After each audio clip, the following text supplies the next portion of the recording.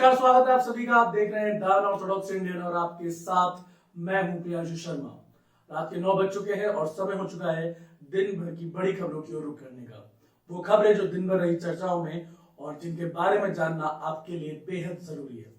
रुख करते हैं आज की पहली खबर की ओर।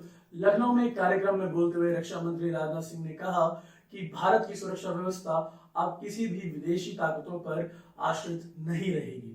उन्होंने अपने संबोधन में यह भी कहा कि अगर कोरोना और रशिया यूक्रेन युद्ध नहीं हुआ होता तो भारत की अर्थव्यवस्था का आकार इस वक्त 4.3 ट्रिलियन डॉलर के लगभग होता। अपने संबोधन में राजनाथ सिंह ने विपक्ष पे निशाना साधते हुए यह भी कहा कि साल 2014 के बाद से विश्व में भारत के प्रति विश्वास बढ़ा है, भारत की प्रतिष्ठा बढ़ी है और इसका कारण रहा है नरेंद्र मोदी सरकार का प्रभावी शासन करना। और उसके साथ उन्होंने कहा कि अगर नेतृत्व प्रभावी रहे तो विकास को कोई भी नहीं रोक सकता। आपको बता दें कि लखनऊ में एक फाउंडेशन के कार्यक्रम में बोलते हुए राजनाथ सिंह ने ये सब बातें कही हैं। बढ़ते आज की अगली खबर की ओर, जो कि उत्तर प्रदेश से संबंधित है। उत्तर प्रदेश की नवगठित योगी सरकार के उप मुख्यमंत्री और स्वास्थ्य मंत्री ब्रजेश पाठक ने आज एकाएक औचक निरीक्षण किया लखनऊ के अस्पतालों में। जैसे ही उनके निरीक्षण की खबर अस्पतालों में पहुंची तो वहां का जो स्टाफ है वो हक्का बक्का रह गया। औचक निरीक्षण के दौरान मंत्री साहब को काफी सारी खामियां देखने को मिली, जिन्हें देखकर मंत्री साहब का पारा काफी बढ़ गया।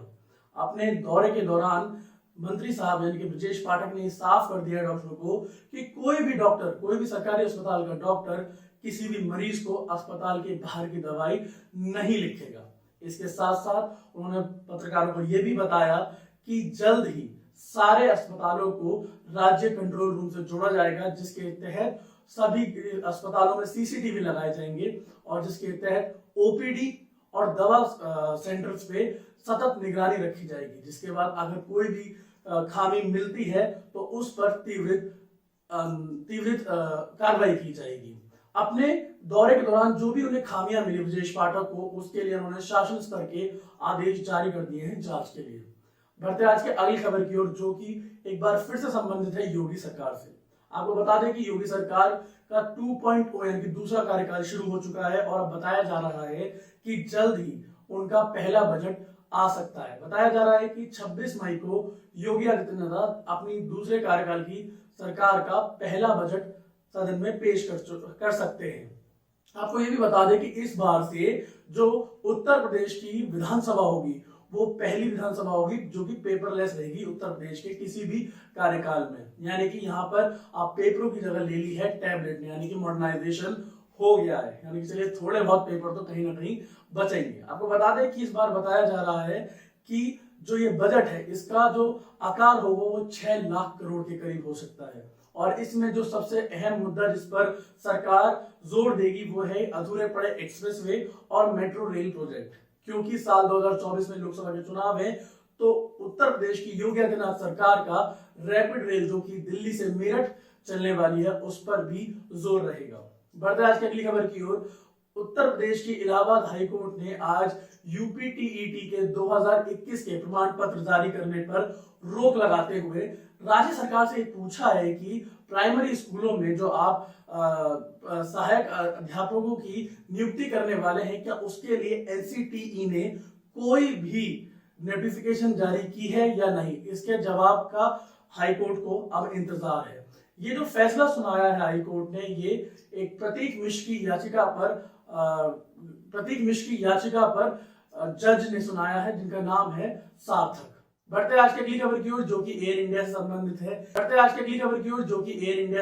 है। एयर इंडिया एक बार फिर से टाटा एंड सन्स के पास जा चुका है और टाटा एंड सन्स ने एयर इंडिया के लिए नए सीईओ और एमडी की नियुक्ति कर दी है।